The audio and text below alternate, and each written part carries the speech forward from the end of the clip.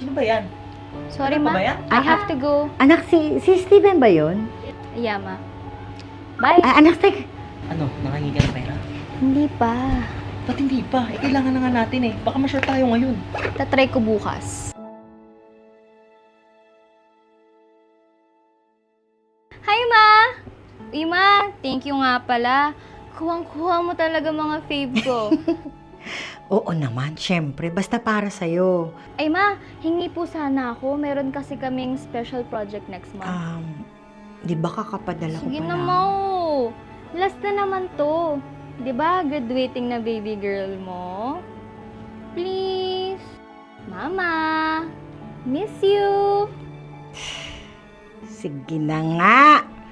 Sige, mag-extra ako next week, ha? Papadala ko na. Thank you, Mama. The best ka talaga.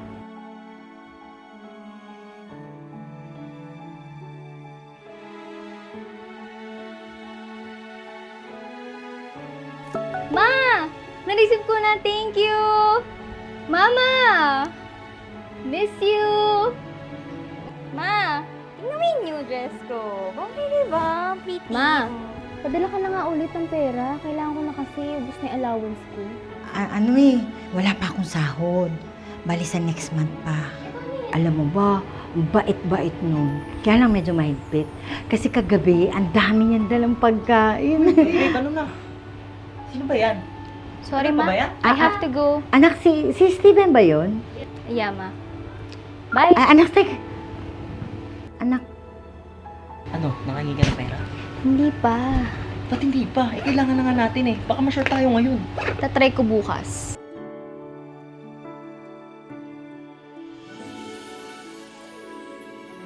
Ma, I need money pala. Ma, pwede ba magpadala ka na ulit? I need to buy some things kasi.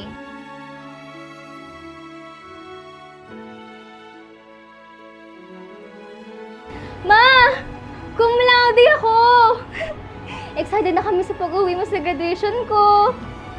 Mama, I miss you.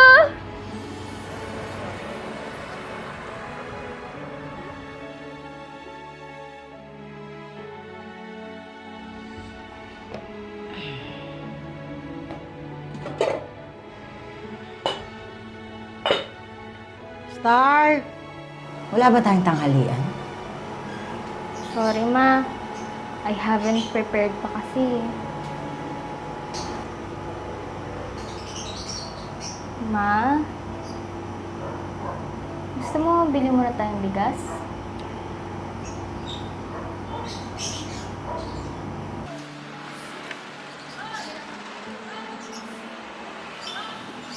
Hilong-hilong na ako sa gutom. Bakit kasi hindi kayo nagsaing? At teka, ano bang ginagawa natin dito? Eh, sarado pa to ah. Si ano to ah? Si Sam? Sam? Ay! Ikaw ako dito. Ma, I will explain po. Actually, eto nakikita niyo, Ma. Special project ko po ito. Surprise! Charan! Ay, Ma, hingi po sana ako. Meron kasi kaming special project next month. Ma, I need money pala.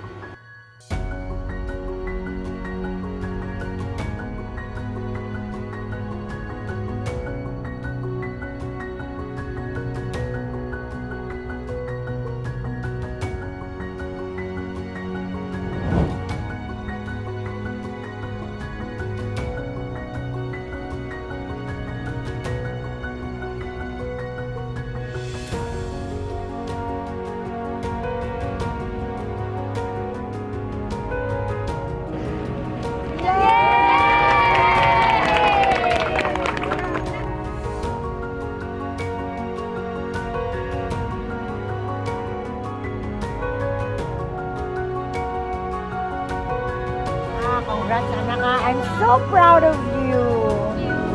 Ikaw din, Diba? siyempre. Sabi ko naman sa'yo, Ma. Hindi uwi mo na to. Mga anak, salamat ah. Pinaiyak niyo pa ako. Mama. Miss you! Oh! love you. Love you, love you. Kayo na talagang kayamanan ko sa mundo.